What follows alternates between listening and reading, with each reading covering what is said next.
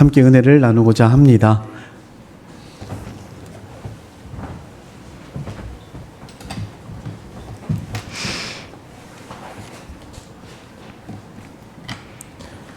먼저 여러분을 뵙게 돼서 하나님께 감사와 영광을 돌립니다. 하나님이 오남매 중에서 이렇게 또 큰아들을 하나님 받으셔서 또 교회에서 목사님이 되어서 여러분들과 은혜 나누게 해주신 것 진심으로 감사드리고 영광을 돌립니다. 우리의 만남은 우연이 아니고 저도 순천에 살고 있는데 이곳까지 인도하셔서 여러분들을 만났고 또 여러분들도 하나님이 이끄셔서 이렇게 은혜를 받게 된 것 진심으로 감사를 드립니다. 말씀 전하기 전에 제 양력을 잠깐 말씀드리면 저는 88년도에 신학을 하고 신학원을 거쳐서 1995년에 목사 안수를 받고 한 25년 동안 목회를 하다가 지금은 은퇴하고 저 아랫지방 순천에서 지금 생활을 하고 있습니다. 여러분 만나게 돼서 감사하고요. 오늘 요한복음 3장 16절과 17절 말씀을 증거하는데 이 말씀은 신구약 성경의 가장 핵심이 되고 중심이 되는 요절입니다. 신구약이 다 포함이 됐어요. 부요한 사람이 오늘 약을 선전하기 위해서 왔는데 무슨 약이요? 구약과 신약. 이 속에는 하나님의 놀라운 비밀이 숨겨져 있어요. 그런데 이 비밀을 하나님이 열어 보여줘야만 알 수 있어요. 아무나 믿는 게 아니고 하나님께서 택한 백성들에게 믿음을 선물로 주어서 말씀과 성령을 통해서 이 비밀을 깨달아 가지고 예수를 믿음으로 죄 용서받고 자녀가 되고 하나님을 섬기다가 하나님 나라에 들어가는 것이 이 하나님 말씀의 중심입니다. 오늘 사랑은 오늘 제목은 하나님의 사랑. 다 같이 한번 해봅시다. 하나님의 사랑. 하나님의 사랑. 하나님의 사랑. 하나님의 사랑. 요한일서 4장 8절과 16절에 나와 있어요. God is love. 한번 해보세요. God is love. 하나님은 사랑이시라. 모든 인류는 아담의 후손으로서 죄인으로 태어나고 죄값으로 고통을 당하고 살다가 죽고 마지막은 지옥 멸망을 당하게 되어 있습니다. 하나님이 인간을 창조할 때는 멸망당하라고 그렇게 창조하지 않고 하나님을 영화롭게 하고 그를 영원토록 즐거워하면서 하나님과 함께 행복하게 살도록 창조하셨는데 아담이 범죄함으로 아담은 인류의 대표잖아요. 그래서 그 죄가 모든 자손들에게 정죄와 유전죄가 전가돼서 다 죄인이기 때문에 그래서 우리가 죽으면 지옥 가야 될 그런 불행한 인생을 살고 있습니다. 근데 오늘 말씀해 보니까 하나님께서 우리를 사랑하고 죄인을 불쌍히 여겨서 구원해 주시려고 독생자를 주셨으니 이는 그를 믿는 자마다 멸망하지 않고 영생을 얻게 하려 하심이라 하는 말씀이 오늘 본문 말씀이에요. 하나님이 사랑하는 아들 17절에 보면 뭐라 했어요? 17절 다 같이 한번 읽어볼까요? 하나님이 그 아들을 세상에 보내신 것은 세상을 심판하려 하심이 아니요 그로 말미암아 세상을 구원받게 하려 하심이라. 심판은 재림하셔서 하시고 초림 예수님은 우리를 죄에서 건져내서 죄 문제 해결해 주고 우리의 죽었던 생명을 살려서 하나님을 섬기다가 하나님 나라에 데려가시려고 독생자를 보내주셨습니다. 그 독생자는 요한복음 1장 1절에 우리가 교도한 내용으로 태초에 말씀이 계시니라. 그 말씀이 그 본문에는 로고스인데 말씀, 성자 하나님이에요. 그러니까 말씀으로 예를 들어서 하나님이 빛을 창조해야 되겠다. 하나님이 계획하시고 그러면 말씀이 있어야 되겠죠. 빛이 있으라. 그게 예수님의 말씀이에요. 그러니까 창조도 하나님과 예수님과 성령께서 함께 창조하시고 우리를 구원하시는 분도 바로 그런 거예요. 그래서 오늘 여기 16절에 보니까 뭐라 했어요? 하나님이, 여기 하나님은 성부 하나님, 독생자는 누구예요? 성자 하나님. 하나님이 하나님의 아들을 이 세상에 보내신 것은 우리를 심판하기 위함이 아니고 우리를 죄에서 구원해 주시려고 보내셨다. 그래서 하나님의 아들 독생자가 이 세상에 그 1장 14절에 보면 뭐라고 나와요? 말씀이 육신이 되어 우리 가운데 거하심에 그랬잖아요. 그래서 말씀이신 성자 하나님이 하나님의 아버지의 명령을 받들어서 이 세상에 오시는 거예요.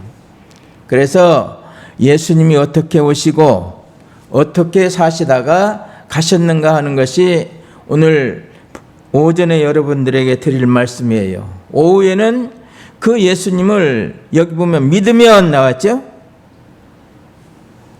그를 믿는 자마다 믿어야 하나님의 놀라운 역사를 체험하고 능력을 체험하고 놀라운 변화의 역사가 일어나는데 그건 오후 시간에 할 거예요.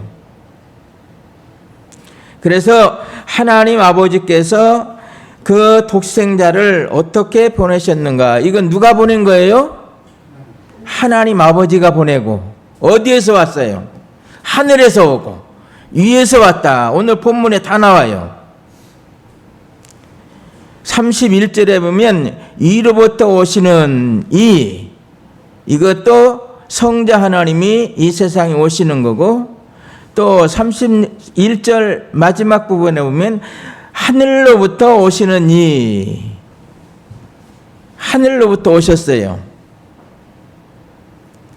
그러니까 예수님은 이 세상에 갑자기 오신 게 아니고 창세전 영원한 태초부터 세상을 창조하시기 전부터 하나님과 함께 계시던 그 하나님이 사람의 몸을 입고 오신 분이 바로 예수님이시다. 그런데 하나님이 독생자를 보내서 우리를 구원하려면 죄 있는 사람은 안 돼요. 죄 없는 사람. 아담의 후손은 다 죄인이기 때문에 자기 죄값으로 살다가 죽고 지옥 멸망을 당하고 또 다른 사람의 죄를 사해 줄 수 없어요. 그런데 하나님께서 이렇게 사람의 방법이 아닌 하나님의 방법으로 독생자가 이 세상에 오시는 거예요. 첫 번째, 동정녀 마리아에게 출생하셨다. 마태복음 1장 16절. 마태복음 1장 16절. 한번 같이 읽어보실까요? 시작. 야곱의 마리아의 남 요셉을 낳았으니 마리아에게서 그리스도라 칭하는 예수가 나시니라. 모든 사람은 성경 족보에 보면 남자 이름이 나와요. 남자가 낳고 하는데 유일하게 여기 16절에 보면 마리아에게서 그리스도라 칭하는 예수가 나시니라. 이게 하나님 방법이에요. 세상에 남자 없이 여자가 어떻게 아이를 낳을 수 있어요? 이거는 과학적으로나 의학적으로나 생리적으로나 이건 불가능한 거예요. 남자 없이 아이 낳을 수 있습니까? 없습니까? 절대 못 낳아요. 반드시 남자와 여자가 결혼해서 동침을 해서 거기에서 자녀가 태어날 수 있는데 모든 사람은 다 그 방법으로 낳기 때문에 인간 중에서는 우리를 구원할 자가 없어요. 그러니까 하나님께서 독생자 예수님을 보내는 방법은 그런 방법이 아니고 하나님의 특별한 방법. 창세기 3장 15절에 보면 여인의 후손이 나옵니다. 또 이사야 7장 14절에서는 처녀가 잉태하여 아들을 낳을 것이요 그 이름을 임마누엘이라 하리라. 이건 하나님이 미리 예언하고 약속해 주신 거예요. 그래서 예수님은 사람의 방법으로 이 세상에 오면 안 돼요. 왜? 사람은 다 죄인이니까. 그런데 죄 없는 사람으로 오셔야 우리를 죄에서 구원할 수 있어요. 또 하나님은 사망이 없으시고 죽을 수 없습니다. 그렇기 때문에 하나님께서 그 아들을 사람의 몸을 입혀서 우리의 죄를 짓누고 십자가에서 죽게 하시려고 사람의 몸으로 오신 거예요. 요한복음 10장 30절에도 예수님은 나와 아버지는 하나다 그랬어요.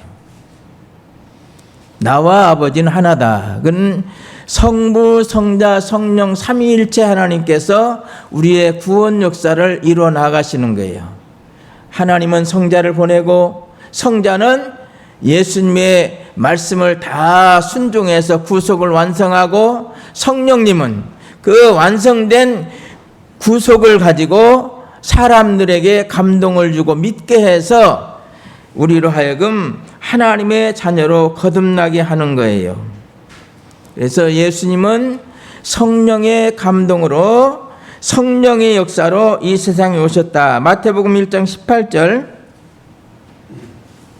성령으로 잉태된 것이 하나님의 아들인 증거예요.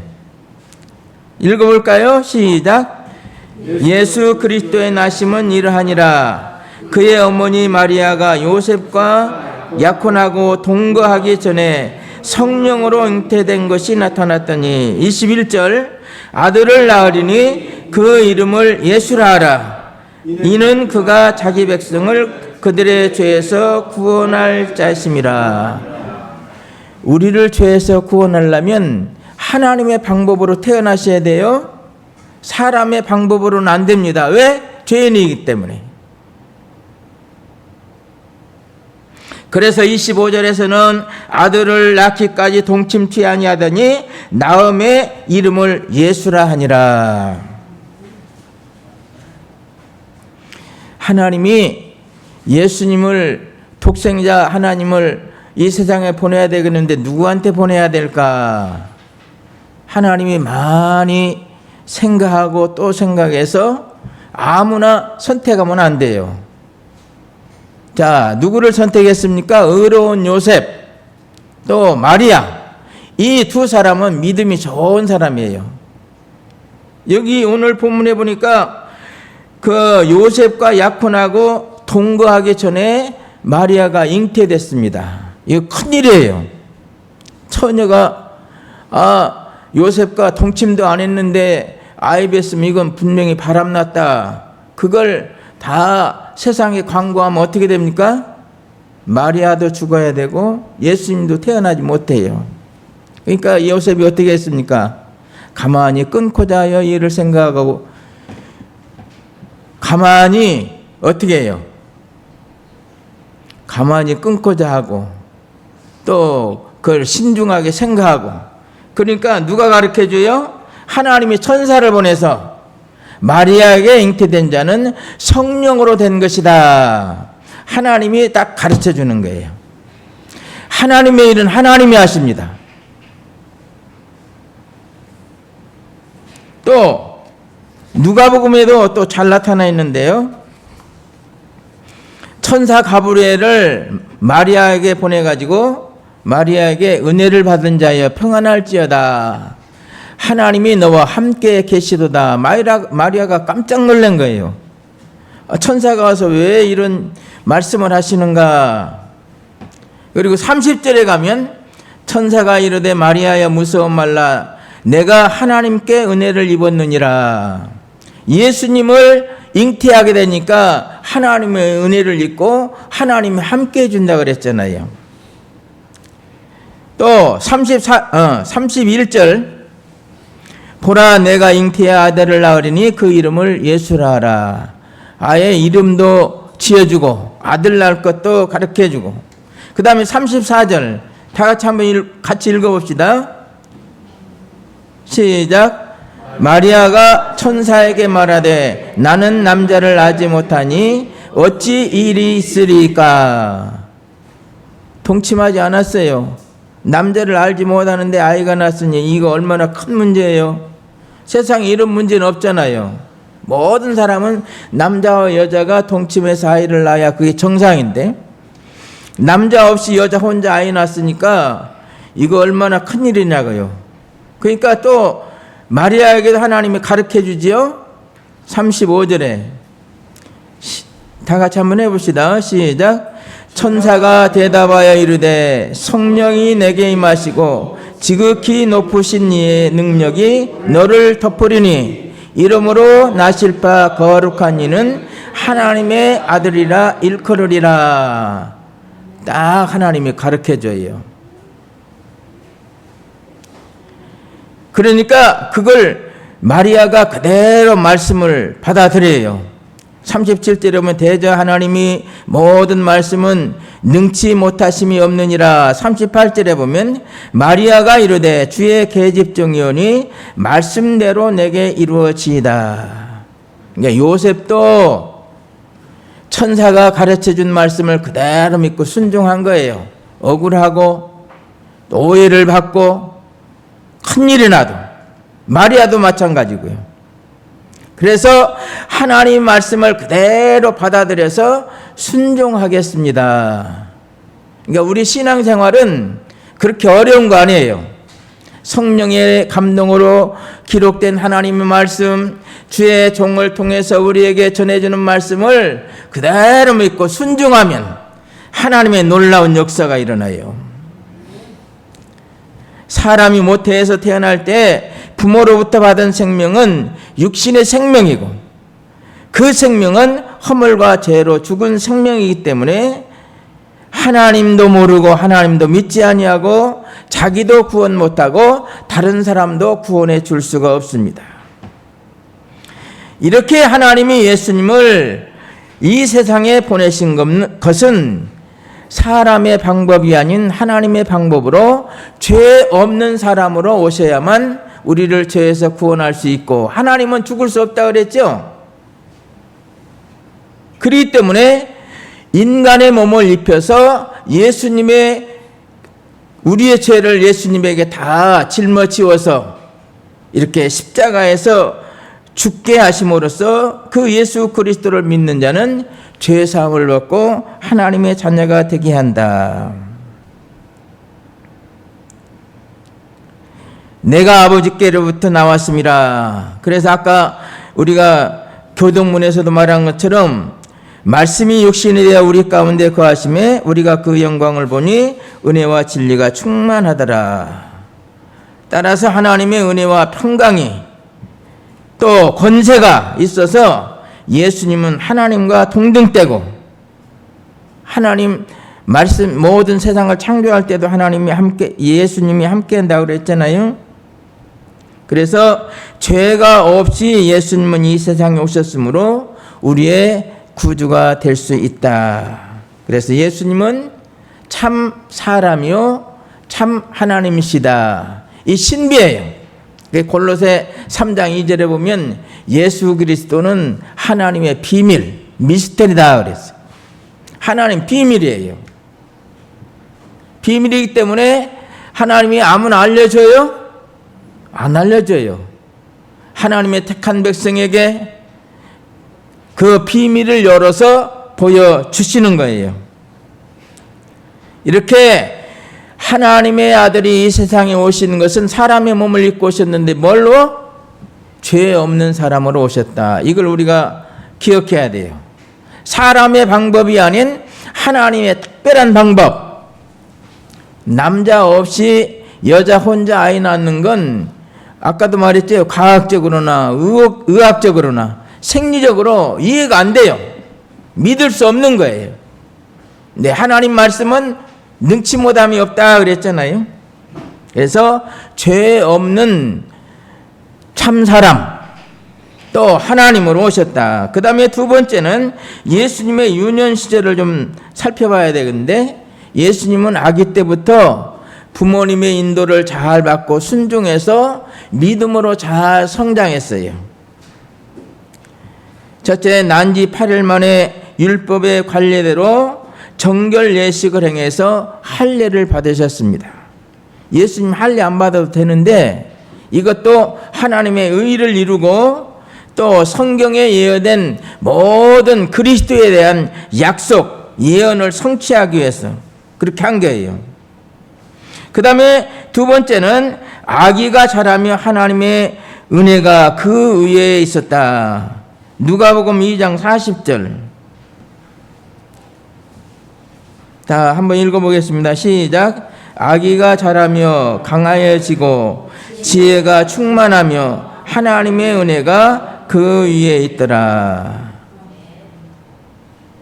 예수님은 어려서부터 이렇게 부모의 신앙 지도를 잘 받아가지고 항상 하나님의 은혜 가운데 산 거예요. 우리 어린이들, 주일학생들도 마찬가지예요.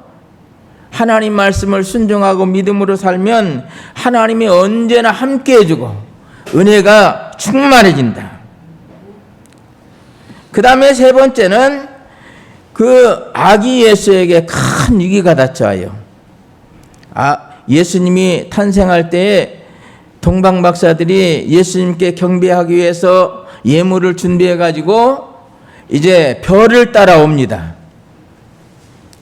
야곱에게서 한 별이 나타나는데 그건 이스라엘을 다스릴 자가 난다는 성경 예언이 있는데, 그래서 별을 보고 동방박사들이 오다가 별을 그만 보지 아니하고 인간의 생각으로 왕이 어디서 나야 돼요? 베들레헴. 예수님은 베들레헴에서 났는데 예루살렘으로 들어간 거예요. 그래가지고 물어보니까 이스라엘의 왕으로 나신 이가 누구냐 하고 가서 물어보니까 헤롯 왕이 깜짝 놀래가지고 내가 왕인데 나 말고 누가 왕이냐. 그래서 그 예수님 나신 곳이 성경에 나타나 있으니까 성경을 찾아서 그 예수님 나신 곳을 알았어요. 그래서 베들레헴에서 예수님이 나신다는 성경 그 말씀대로 이제 그 선자들의 말을 듣고 이 동방박사들이 가게 되니까 어떻게 돼요? 하나 잃어버린 별이 나타난 거예요. 별을 따라서 가니까 예수님 탄생하신 곳에 도착하게 됩니다. 거기에서 아기 예수께 경배를 드리고 돌아가려니까 천사들이 야, 헤롯에게로 가지 말고, 헤롯이 이제 만일에 아기 예수를 찾으면 나도 가서 경배할 거니까 알려다오. 알려주면 어떻게 됩니까? 예수님은 죽어요. 그러니까 하나님께 천사를 보내가지고 오던 길로 가지 말고 다른 길로 돌아가라. 그리고 천사가 마리아와 요셉에게 가서 헤롯이 아기 예수를 죽이려고 하니까 요셉으로 애굽으로 피난을 가라. 내가 지시할 때까지 거기 있다가 지시하면 다시 돌아오라. 만일에 피난을 안 가면 어떻게 돼요? 아기 예수 죽어요. 요셉과 마리아는 하나님 말씀을 그대로 믿고 순종하는 거예요. 우리가 사는 길은 다른 거 없어요. 하나님이 우리를 살리려고 예수님 보내셨는데, 우리를 살리려고 우리에게 말씀을 주시는데, 하나님 말씀을 믿고 순종하면 사는 길이 열려요. 하나님이 해준다니까요. 자기가 피난한 거 아니고 하나님이 피난을 시킨 거예요. 또 헤롯이 죽으니까 돌아가라. 그래서 다시 돌아오게 돼요. 죽을 위기를 넘기지요. 아기 때도 마찬가지고 또 애굽으로 피난 갈 때도 마찬가지고 죽을 위기를 예수님이 벌써 2번이나 겪잖아요.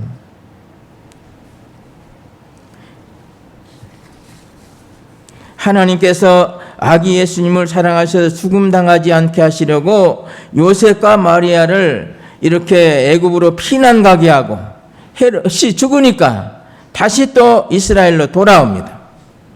네 번째는 헤롯 왕이 죽은 다음에 다시 갈릴리로 돌아옴. 누가복음 2장 19절로 21절에 있으니까 여러분들이 참고해서 한번 집에 가서 읽어보시고, 그 다음에 5번째는 예루살렘 성전에서 하나님의 말씀을 듣기도 하고 묻기도 하고 하나님 말씀을 잘 배우신 거예요. 이때 나이가 몇 살이에요? 12살이에요. 12살 때 예수님은 벌써 성전에 올라가셔서 선생님들과 하나님의 말씀을 들으면서 듣기도 하고 묻기도 하고, 이거 놀라는 거예요. 누가복음 2장 47절 다 같이 한번 읽어봅시다. 시작. 듣는 자가 다 그 지혜와 대답을 놀랍게 여기더라. 하나님 말씀을 잘 배워야 은혜 가운데 살고 지혜롭고 하나님의 일을 잘 할 수 있는 거예요. 그 다음에 6번째는 집에서 부모님을 잘 순종하여 받드셨다. 아버지 요셉이 직업이 뭐예요? 목수라고 그랬죠? 그 목수의 일을 잘 도우면서 부모님을 받드셨다. 그 누가복음 2장 52절 거기도 한번 읽어봅시다. 누가복음 2장 51절 시작. 예수께서 함께 내려가사 나사렛에 이르러 순종하여 받드시더라. 부모에게 효도를 잘 하셨어요. 십자가에 달려 돌아가실 때도 사랑하는 제자 요한에게 어머니 부탁하셨잖아요. 잘 모시고 공경하라. 그 다음에 7번째, 하나님과 사람에게 사랑을 받으셨다. 사랑받으면 좋지요? 예수님은 이렇게 공생애를 시작하기 전에도 이렇게 하나님과 사람에게 사랑을 받았다. 그 52절 누가복음 2장 52절 한번 읽어봅시다. 시작. 예수는 지혜와 키가 자라가며 하나님과 사람에게 더욱 사랑스러워 가시더라. 얼마나 감사한 일이에요. 사랑하는 모든 성도들도 우리 주일학생들도 예수님처럼 하나님에게도 사람에게도 사랑받는 사람, 미움받으면 안 되겠죠? 사랑받는 사람 되세요. 그 다음에 성령에 대해서는 예수님도 세례를 받고 이제 공생애를 시작하는데, 예수님 세례 받고 오실 때 무슨 역사가 나타났어요? 마태복음 3장 16절 한번 읽어봅시다. 예수께서 세례를 받으시고 곧 물에서 올라오실새 하늘이 열리고 하나님의 성령이 비둘기같이 내려 자기 위에 임하심을 보더니 하늘로부터 소리가 있어 말씀하시되 이는 내 사랑하는 아들이요 내 기뻐하는 자라 하시더라. 예수님이 세례받고 요단강 물에서 올라오실 때 성부, 성자, 성령 하나님께서 역사해가지고 하나님께 찬송하고 하나님께 기뻐하고, 언제나 하나님의 구원 역사는 성부, 성자, 성령 삼위 하나님께서 합동해서 하시는 거예요. 그 다음에 또 마귀의 시험을 받으셨는데, 아담은 마귀의 시험을 받아서 넘어가지 선악 갖다 먹고 모든 인생에게 비참함을 안겨줬잖아요. 죽고 지옥 멸망당하도록. 그런데 예수님은 마귀의 시험을 기도로 말씀으로 이기셨어요.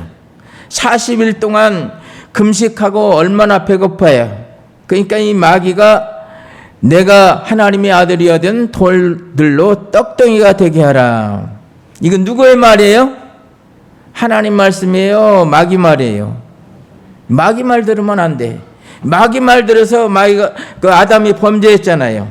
그러니까 예수님이 말씀으로 이기죠. 무슨 말씀으로요? 사람이 떡으로만 살 것이 아니요 여호와의 입에서 나오는 모든 말씀으로 살 것이니라. 예수 믿는 사람, 하나님의 자녀는 말씀으로 살아야 돼요. 그 다음에 두 번째는 거룩한 성으로 데리고 올라가서 성당 꼭대기에 세우면서 내가 만일 하나님의 아들이면 뛰어내리라. 그러면 받들어서 발이 돌이 부딪히지 않게 너를 보호해 줄 것이다. 그러니까 이번에는 뭐라고 했어요? 예수님께서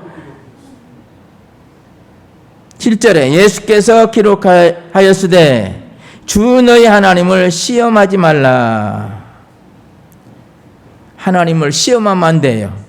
마귀의 시험에 넘어가도 안 되고. 이 두 번째 시험도 말씀으로 이기셨습니다.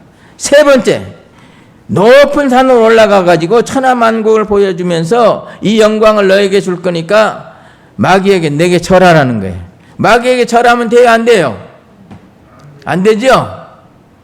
또 이 시험을 예수님은 어떻게 이겼어요? 10절에 주노의 하나님. 자, 한번 읽어봅시다. 마태복음 4장 10절 시작. 이에 예수께서 말씀하시되 사탄아 물러가라. 기록하였으되 주 너희 하나님께 경배하고 다만 그를 섬기라. 그러니까 마귀가 물러가고 누가 수정들어 줬어요? 천사들이 와서 수정드렸다. 얼마나 하나님이 기쁠 거예요. 마귀를 이겼으니까. 그래서 예수님께서 이렇게 마귀의 시험을 다 이기고 승리하고 또 마귀를 멸하기 위해서 오신 분이 마귀에게 넘어가면 되겠습니까? 안 되겠죠? 이렇게 예수님은 날 때도 죄 없이 태어나셨고 사실 때도 죄를 범치 않았다. 그 다음에 예수님이 십자가에 죽으셨다. 예수님은 죄가 없으니까 죽어야 돼요? 안 죽어야 돼요? 안 죽어야 되죠? 근데 예수님 왜 죽으신 거예요? 우리를 죄에서 구원하려면 죄의 값 대신 고난을 받고 죄의 싹은 사망이고 또 피 흘림이 없은즉 사함이 없다 했으니까 예수님이 우리 죄를 짊어지고 십자가에서 죽어야만 우리가 죄에서 건진받습니다. 그래서 예수님이 죄가 없는데도 불구하고 이렇게 불의한 재판으로 인해서 예수님이 십자가에 달려 죽으신다. 왜 예수님이 이렇게 고난과 고통을 받으셨는가? 이사야 53장 5절 한번 읽어보겠습니다. 그가 찔림은 우리의 허물 때문이요 그가 상함은 우리의 죄악 때문이라. 그가 징계를 받음으로 우리가 평화를 누리고 그가 채찍에 맞음으로 나음을 입었도다. 얼마나 감사한 일이에요. 그래서 예수님이 우리 죄를 짊어지고 십자가에서 죽으시고 또 부활하셨습니다. 예수님은 죄가 없으니까 부활하셔야 되지요. 또 모든 택한 백성의 죄값을 다 물어주었으니까 사는 게 당연하잖아요. 하나님 살려줘야 되죠. 그러므로 예수님께서 부활하신 것은 죄가 없고 하나님의 아들이시고 우리를 죄에서 건져낼 분이다. 하나님이 살려주셨어요. 또 부활은 첫 열매고. 그래서 우리 예수 믿는 사람도 다 나중에 예수님 재림하면 유리 육체가 부활해서 하나님 나라에 가는데 그건 이제 저녁 시간에 하도록 하고요. 그래서 예수님께서 이렇게 죄 없는 사람으로 오셔서 우리를 감당하고 십자가에서 죽으시고 부활하시고 승천하시고 이제 재림이 남았어요. 우리의 모든 성도들을 영과 육을 다 구원해서 하나님의 나라로 데려가시고 또 불신 세상, 예수 믿지 않는 이 세상은 하나님께서 다 심판하기 위해서 재림하시는데 그것도 역시 오후 시간에 하도록 하겠습니다. 이제 말씀을 마치겠는데 하나님이 독생자를 이 세상에 보내신 것은 죄 없는 사람으로 오시고 예수님은 참 사람이요 참 하나님으로 오셔서 우리를 죄와 사망에서 구원해 주시기 오셨다. 그래서 그 예수를 믿으면 멸망하지 아니하고 영생을 얻게 된다 하는 말씀이 오늘 오전에 드리는 말씀이에요. 16절 다 같이 한번 읽어보고 마치도록 하겠습니다. 시작. 하나님이 세상을 이처럼 사랑하사 독생자를 주셨으니 이는 그를 믿는 자마다 멸망하지 않고 영생을 얻게 하려 하심이라. 믿습니까? 이 말씀 믿으면 그대로 영생을 얻고 하나님의 자녀가 되는 그런 놀라운 축복을 얻습니다. 이제 이 말씀 기억하시면서 다 같이 자유롭게 기도. 응? 응? 응.